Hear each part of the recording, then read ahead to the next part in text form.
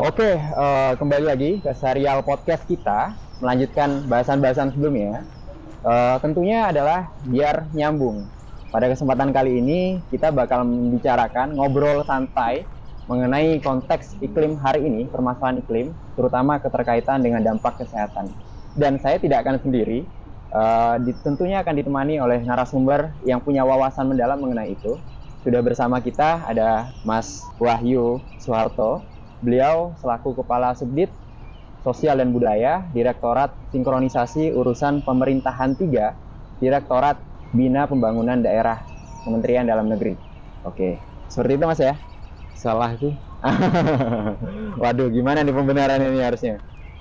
Direktorat Sinkronisasi Urusan Pemerintahan Daerah. Tadi kurang daerah. Oke. Daerah 3. Nah, ini nih. Kurang daerah. Direktorat Jenderal, pakai jenderal karena Direktorat Bina beda lagi. Oke. Direktorat Jenderal Bina Pembangunan Daerah. Oke. Kurang jenderal. Wah, ini. Karena nanti takut ini nomenklatur ini nggak boleh salah. Oke. Gitu.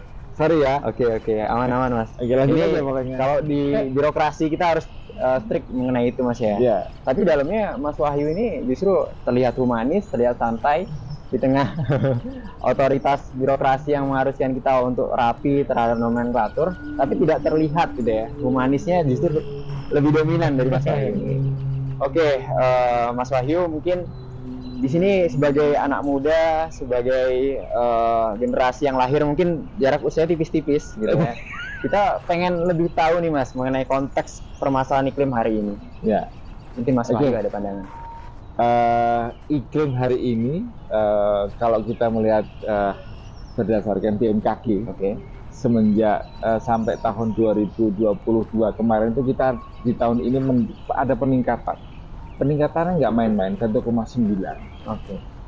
Nah, ini berdampak banyak hal, mulai dari bagaimana perubahan iklim panas, kita bisa melihat ya suhu sangat panas sekali yang berdampak pada luar biasa, mulai dari kalau kita dampak dari iklim itu kebakaran, itu yang harus kita sikapi dengan baik. Nah, kebetulan hari ini kita juga ngobrol-ngobrol tentang hal itu di sini ya. Terus kemudian dampak panas adalah terhadap bagaimanakah kita bisa bicara tentang kesehatan tadi. Ya, betul. ISPA sudah mulai. Nah, terus kemudian penyakit-penyakit lain yang kalau kita melihat dari sisi yang kita sasar pembangunan yaitu adalah manusia, itu perempuan, itu terdampak, sangat terdampak sekali. Bagaimanakah dengan situasi seperti ini, emosi wanita itu akan tersentuh pasti, ya, berdampak panjang. Jadi perubahan iklim ini tentunya harus kita sikapi agar masa depan kita, yang sekarang kita sudah pada posisi dampak demografisnya khususnya untuk penduduk yang punya potensi sudah ada, ini jangan potensi yang justru lemah, tapi potensi yang unggul. Nah, itu yang harus kita bisa pertahankan.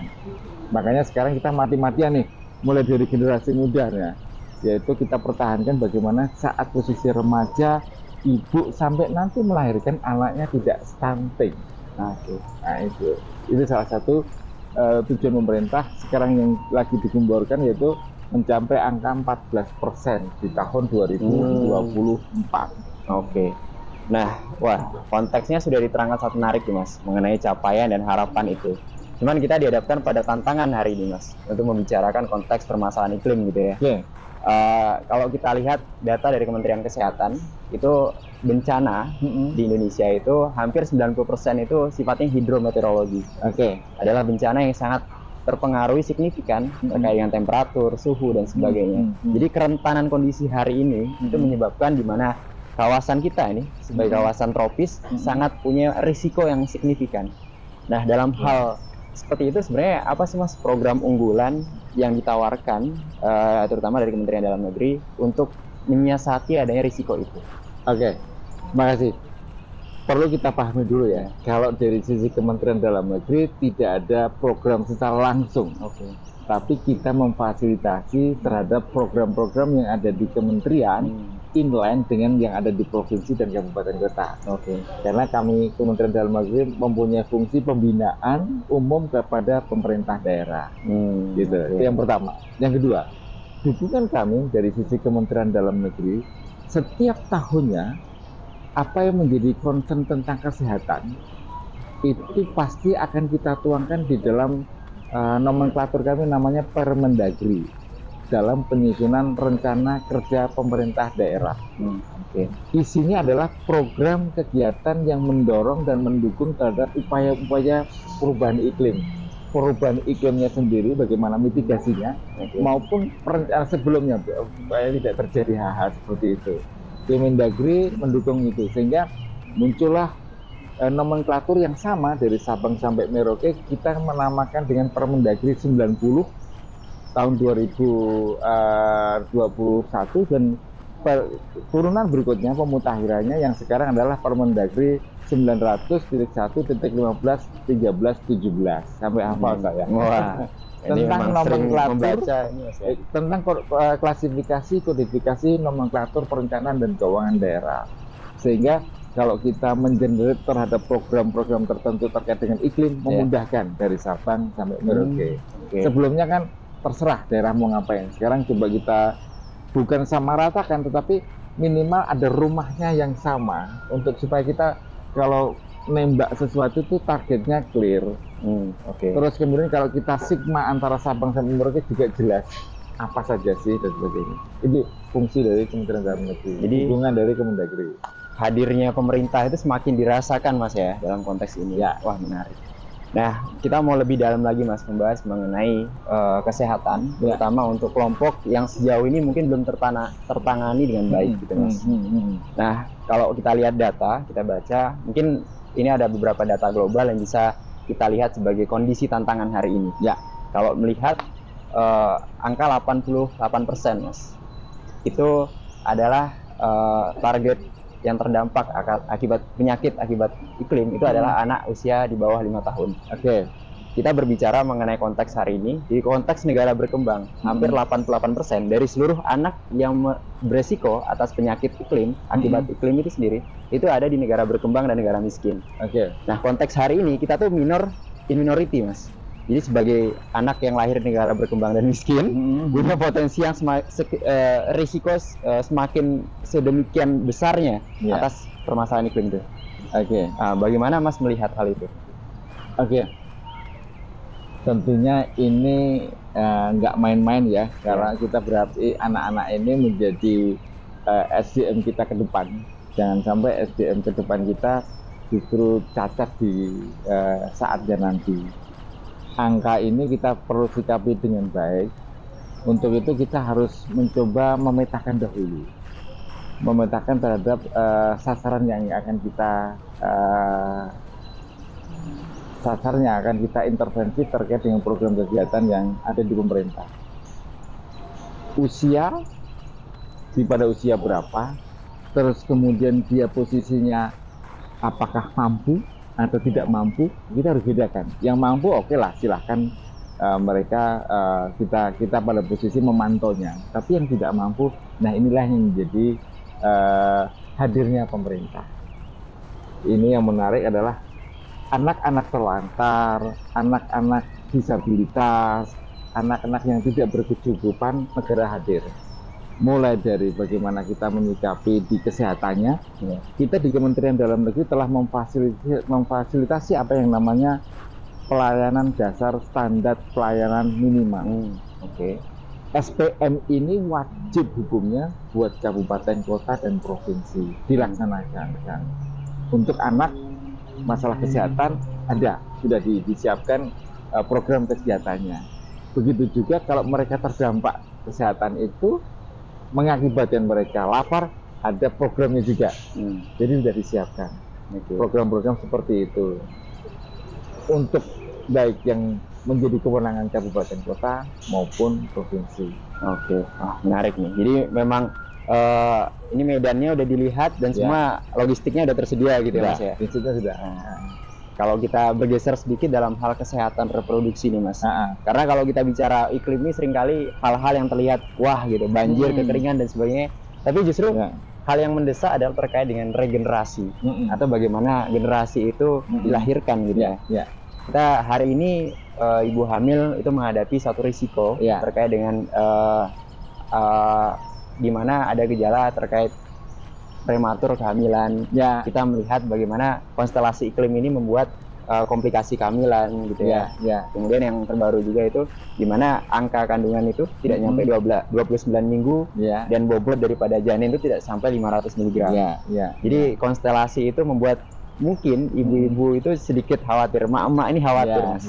Nah, seperti apa pandangan dari Mas Wahyu? Oke, sebelum jawab kita minum dulu yuk. Boleh. Kayaknya Boleh. harus ngomong terus itu. Wah, ini konteks karena iklim juga, Mas. Semakin panas temperatur, semakin sering kita minum juga. Oke, baik, makasih.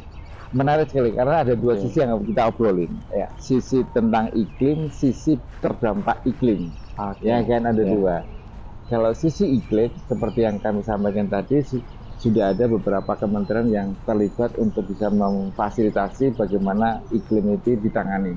Baik itu pada posisi sebelum terjadinya seperti apa maupun pasca terjadinya terhadap iklim. Ada BNKG yang mengukur setiap saat, kemudian ada Menteri Lingkungan Hidup sama Kehutanan maupun kementerian yang lain, BPBD yang terkait dengan kebencanaan.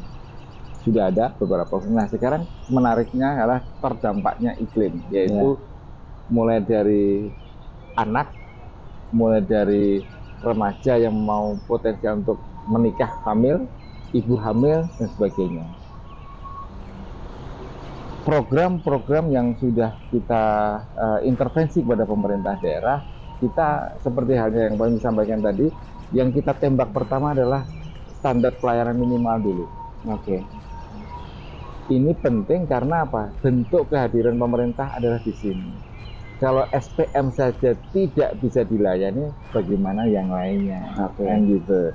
Makanya di dalam Undang-Undang 23 tahun 2014 tentang pemerintahan daerah mengamanatkan kepada kita seluruh pemerintah kabupaten kota wajib hukumnya melaksanakan SPM. Kalau tidak dilaksanakan, Kementerian Dalam Negeri akan memberikan surat cinta. Surat cinta itu ya. Ya, surat cinta. Saking sayangnya kepada Pemda, kenapa nggak menjalankan ini? Makanya akan diberikan apa ya istilahnya? Kalau peringatan sih istilahnya pembinaan lah, bukan peringatan atau sanksi, pembinaan. Tapi kalau memang keterlaluan ya ada sanksinya. Ada sanksinya, disekolahkan dulu sebentar gitu, kepala daerahnya, wajib hukumnya kan. Nah, di dalam SPM ini sudah ada tentang bagaimanakah program kegiatan terkait dengan anak-anak yang terdampak, ibu hamil, terus kemudian bahkan kita sudah mengarah pada potensi kalau terdampak begini adalah nanti ditakutkan lahir dengan cacat, yaitu kalau kita sekarang namanya stunting, ya, kerdil. Tapi belum tentu orang kerdil itu stunting, belum tentu. Ya, belum kelihatannya wajah stunting tapi stunting itu adalah orangnya sudah pendek, secara berpikirnya berkurang dan sebagainya lah. Ada sesuatu yang kurang di situ. Kita sudah luar biasa, mulai dari tahun 2019 kemarin sampai sekarang arahan dari Bapak Presiden itu berantas stunting. Mulai dari kita melibatkan desa, keluarga, bahkan desa wisma dan sebagainya untuk bergerak posyandu, mulai dari posyandu bagaimana menimbang anak sebagainya sampai terus kepada layanan yang diberikan oleh pemerintah. Jadi ada desa, bisa melalui dana desa, ada SPM yang dipunyai oleh kabupaten kota, maupun kalau mereka tidak mampu maka dirujuk ke provinsi yang akan menangani. Jadi tingkatan pemerintahan provinsi, kabupaten kota, desa, bahkan nasional, Kementerian Kesehatan dan Kementerian Dalam Negeri maupun BKKBN terhadap stunting ini gotong royong bareng-bareng. Yuk kita intervensi bareng-bareng, kita konvergenkan sehingga seluruh dana riset pembangunan itu bisa disampaikan kepada pemerintah daerah, sehingga tidak ada kata saya tidak mampu mengerjakan. Karena dikeroyok bareng-bareng pasti bisa. Ya, kalau istilahnya udah ada maling ini kan kalau di gebuk bareng-bareng masih nggak ada jalan keluar ya. Di permasalahan-permasalahan luar biasa itu memang solusinya harus luar biasa. Ya, betul. Nah, kemudian kita mulai bergeser nih, Mas. Tadi sudah jelas konteks masalahnya apa. Kemudian ke depan, Mas. Seperti apa sih aksi-aksi kolektif untuk beradaptasi, untuk memitigasi permasalahan iklim itu sendiri. Terutama untuk masyarakat atau terutama untuk anak muda yang biasanya keliuran sana sini, edukatif banget, tapi jarang mengimplementasikan itu. Nek wong Jawa iso ngoceh gajah diblangkoni. Iso ngoceh ning ra iso nglakoni. Jadi di RPJPN sama RPJMN kita ke depan itu sudah mengarusutamakan tentang hal itu. Kesehatan itu nomor 1. Istilahnya intervensi kesehatan itu yang paling nomor 1 dibandingkan dengan yang lain. Catatannya adalah bukan kuratif tapi preventif.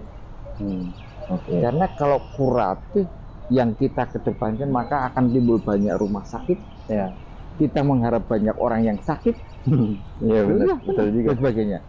Tapi kalau kita kuratif, preventif itu luar biasa. Karena kuratif itu mensyaratkan satu, dia harus bisa menjadi behavior, kebiasaan, gitu loh. Karena biaya preventif daripada kuratif jauh banget.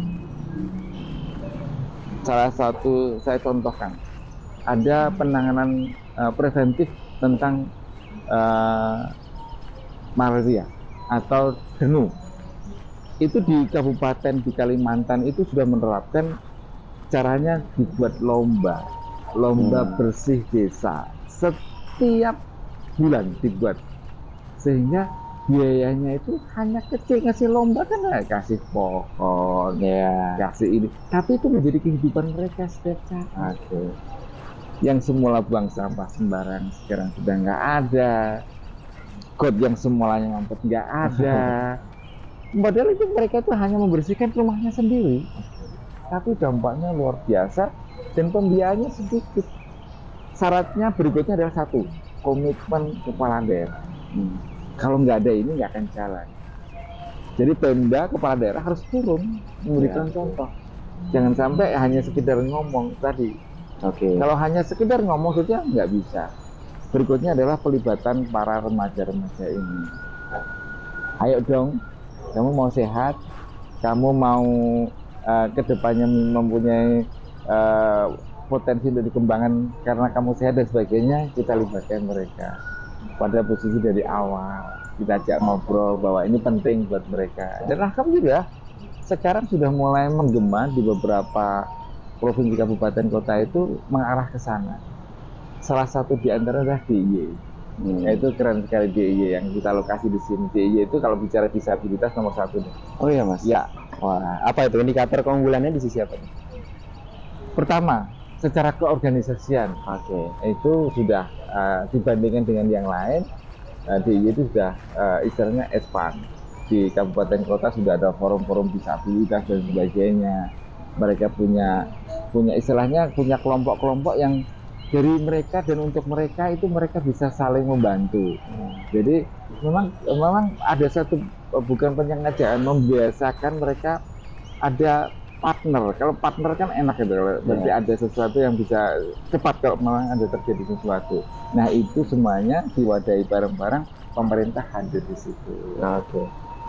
Itu yang menarik di DIY. Jadi potret dari DIY itu memperlihatkan optimisme Mas ya? Iya betul. Dan semua orang karena viral orang berkunjunglah ke DIY. Nah tadi kita udah bicara banyak mengenai sisi regulasinya, sisi tantangan, sisi bagaimana kelompok-kelompok yang jauh ini belum tertangani dicoba diberikan rumah kepemilikan tadi Mas ya untuk ikut merawat. Nah cuman mungkin kalau dari Mas Wahyu Mas melihat jangka panjang ke depan, terutama kita bicara mengenai iklim gitu ya, dengan segala turunan dampak-dampaknya, seberapa optimis kita mampu melalui ini Mas? Kalau bicara optimis, kami dari pemerintah harus optimis Mas. Selalu optimis, selalu senyum. Karena kalau kita nggak optimis, kita nggak bisa mewarnai. Nah, kita harus selalu optimis. Karena apa? Optimis itu akan membangun jiwa-jiwa di tidak hanya di pusat tapi di provinsi dan kabupaten bahkan sampai desa, bahwa perubahan iklim itu ada caranya. nggak semata-mata kita terus itu ada perubahan iklim kita diam. Banyak cara yang bisa kita lakukan, sudah mulai dari sekarang kan sudah industri karbon sudah mulai digalakkan. Nah, kita potensinya besar sekali untuk Indonesia. Yang salah satu yang sudah berlangsung di Kalimantan hutan Borneo, nah itu sudah karena mampu melakukan mitigasi dengan baik terhadap iklim, ada reboisasi dan sebagainya, akhirnya itu bisa dijual karbon, emisi karbonnya bisa ditekan sedemikian rupa sehingga menjadi contoh yang baik. Nah, yang lainnya juga begitu, industri ramah lingkungan, apalagi sekarang pemerintah sekarang getol banget namanya apa itu, mobil listrik. Ya, elektrik vehicle. Nah, mobil listrik itu yang menjadi hal yang sudah bentuk dari mulai dari dini kita sudah mempersiapkan dan kita bisa optimis dari sana. Tinggal bagaimanakah kita mengajak masyarakat untuk bisa mendukung itu. Karena potensi terbesar itu adalah di masyarakat, bukan di pemerintah implementasinya. Mau menarik ini. Loh iya, contoh yang paling mudah bagaimana budaya itu bisa kita bangun untuk masalah kebersihan, masalah bagaimana budaya itu bisa membuat menjadi lebih baik. Contoh, kami ada salah satu di provinsi di Republik ini, yaitu di Bali. Di Bali itu juara satu penurunan stunting. Kenapa? Karena habitnya, budayanya, terus bahkan tradisi itu menjadi hukum terdepan. Gitu. Jadi bagaimana mereka menerapkan, sebenarnya bukan menerapkan, mereka menjadi habit juga, udah menjadi habit mereka. Tradisi itu, hukum adat itu keren banget. Kalau anak tidak memeriksakan terhadap usia, misalkan kehamilan mereka, sebenarnya mereka adatnya akan bergerak, disanksi dan sebagainya. Jadi bukan pemerintah di sini. Nah, hal-hal yang baik itu, contoh baik inilah bagaimana kita tularkan ke yang lain. Gitu. Tolong diviralkan. Nah ini nih harus nih banyak nih podcast konten-konten JJ Pak. Nah itu untuk memviralkan konten-konten kayak gitu. Iya harus diviralkan gitu loh. Tapi yang menarik tadi Mas, bicara mengenai potensi justru ada di masyarakat. Iya. Nah tadi rencananya sudah tergambar dengan jelas. Kita namanya Noah, teman-teman Noah Mas di sini yang menyaksikan. Kalau dari Mas, apakah nantinya teman-teman Noah, generasi muda atau kelompok mereka yang sejauh ini belum tertangani dengan baik, bagaimana bisa meyakinkan mereka juga bisa terlibat sebagai aktor sentral dalam segala bentuk mitigasi dan adaptasi dalam permasalahan iklim? Mungkin mereka butuh keyakinan Mas untuk lebih ingin terlibat di dalamnya. Oke. Bicara tentang anak muda terlibat di dalam sebuah pembangunan itu tidak hanya posisi sekarang ya, yang sebelumnya pun juga sudah luar biasa. Bagaimana pemerintahan sekarang itu, Bapak Presiden itu merekrut anak-anak muda ini, bahkan staf presiden aja anak-anak muda, gitu. Sampai Menteri Pendidikan Mas Nadiem Karim, anak muda, kan gitu. Nah, inilah yang barangkali harus dibuatkan message seperti yang kita bicara tentang melihat seseorang. Anak muda itu bukan sesuatu yang mereka belum berkarya, tapi mereka punya potensi. Satu, kita lihatkan itu. Kita bangun mereka bahwa mereka itu bisa, tapi tentunya harus sesuai dengan aturan. Aturan itu tetap harus bisa menjadi bagian dari yang harus mereka kerjakan. Kami yakin anak-anak muda sekarang itu tinggal bagaimana memerankan mereka. Kami yang salah satu contoh yang kami sounding sekarang adalah bagaimanakah peran mahasiswa kepada masyarakat. Tidak hanya dosen mengabdi kepada masyarakat, tapi mahasiswa. Kita mengenal ide brilian dari Pak Nadiem Karim, yaitu Mas Menteri, itu mengatakan bahwa sekarang ada MBKM. Salah satu MBKM itu adalah mahasiswa kerja praktek di perusahaan tertentu, magang, dengan diberikan bukan kompensasi, tapi mereka dihargai dengan 20 SKS. Kenapa tidak mereka hadir di masyarakat? Program pembangunan yang ada di kita itu salah satu kekurangannya adalah tidak adanya pendampingan. Pendampingan itu kita harapkan dari kaula muda ini. Karena kaula muda ini nanti akan melanjutkan bagaimana mereka terjun mendampingi satu program tertentu untuk bisa menuntaskan apa yang menjadi tujuan program itu. Contoh yang paling mudah adalah masalah kemiskinan. Kita ajak perguruan tinggi kolaborasi, mahasiswa KKN atau mahasiswa magang itu arahnya ke sana. Sehingga potensi mereka tersalurkan. Mereka yang idealis itu masih loh, iya itu betul, Iya, betul. idealisnya itu bagaimanakah saya bisa membantu masyarakat, itu satu kebanggaan buat mereka. Satu sisi mereka bangga dan terlibat, satu sisi mereka juga ada kontroversialnya dari SKS-nya. Jadi anak muda ini sebenarnya juga bisa menyelesaikan permasalahan kelompok yang belum tertangani tadi Mas ya. Sangat. Jadi justru kita menantikan aksi-aksi kolaborasi ke depan seperti apa. Betul. Bagaimana Oke. sekarang tinggal ayo bareng-bareng lah membangun negara itu, yang muda, yang ayo semuanya punya potensi untuk bisa memajukan bangsa ini. Oke.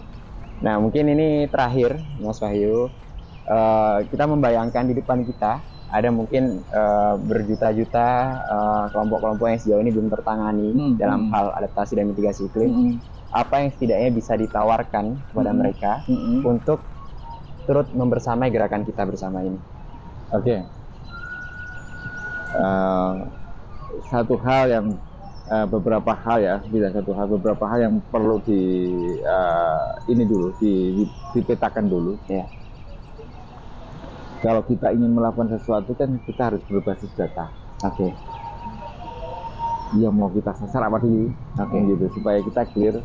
Data itu berpegang penting karena sampai sekarang kita belum punya satu data Indonesia.